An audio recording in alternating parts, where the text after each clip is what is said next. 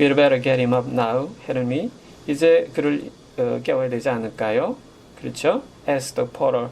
사원이 물어보았다. Touching her arm, 그녀의 발을 건드리면서. He had her husband hat in his hand. 남편의 모자를 손에 들고 and was meditatively 명상하듯이 revolving it, 그것을 돌리고 있었다. Under his brush.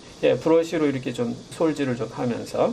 She looked at the hat, 모자를 보고 and tried to speak, 말하려고 했다. 그러나 suddenly, 갑자기 the car grew dark. 그 열차가 어두워졌다. She flung up her arms. fling up 하면은 팔다리를 내두르듯이 흔드는 거예요. 팔을 내둘렀다. Struggling to catch at something. 지금 정신을 잃고 쓰러지는 장면입니다. 팔을 내둘렀다. 뭔가를 잡으려고. catch at something, 뭔가를 잡으려고 애쓰면서.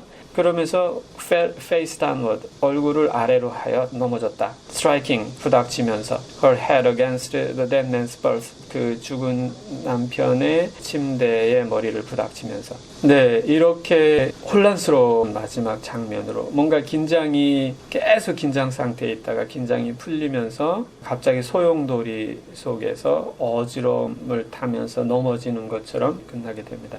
마지막 장면이 안도와 실신, 뭔가 이제 죽은 자의 침대에 머리를 부딪히는 불협화음이고 혼란스러운 장면으로 끝나게 됩니다. 이 하나의 작은 마지막의 저언일 이후에 그녀가 또 살아간다면 어떤 저언일을 새로 시작하게 될지, 또 그때의 이 열차에서의 전의를 어떻게, 아니면 아예 이 열차에서의 전의는 또 어떻게 마무리가 될지 지금 아직 마무리가 되지는 않은 상태입니다. 그것도 궁금해지고 그 이후에 열차역을 벗어난 이후의 전의는 또 어떻게 될지도 또 궁금해집니다.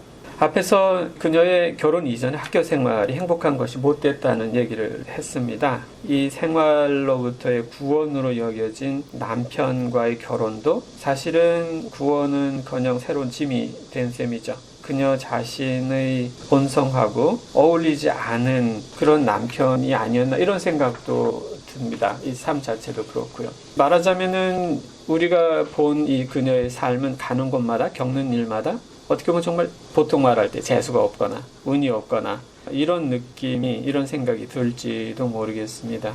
근데 또 다른 한편으로 보면 이런 생각도 해볼 수 있지 싶어요. 삶이 그녀에게 계속 부여한 숙제나 과제가 있을 텐데 그게 과연 무엇이었을지. 가르치던 아이들, 자신도 그렇게 얘기를 하죠. 영양가 없던 사실들을 우겨 넣었다고 말을 합니다. 그런데 별다른 성찰 없이 이런 얘기를 한 것처럼 여겨집니다. 그 결혼 전에 그 시간들이 그녀에게 풀라고 내준 삶의 숙제가 뭐였는지, 그녀는 그걸 제대로 했는지, 이런 의문이 이제 들고, 또 그 결혼 전의 시절로부터 구원처럼 끼어들어서 그녀를 꺼내온 남편이 신혼살림을 채 정돈하기도 전에 죽음의 길로 들어섰잖아요. 이 시간들은 또 그녀에게 어떤 더 큰 문제를 내는 건지, 물론 이 문제는 작중 여주인공의 문제이기도 하지만 이 작품을 읽은 우리 독자가 어느 정도는 나누는 문제도 아닐까 싶습니다. 뭐냐면 그녀의 삶의 여정의 문제를 우리 삶의 여정에 대입해 보면서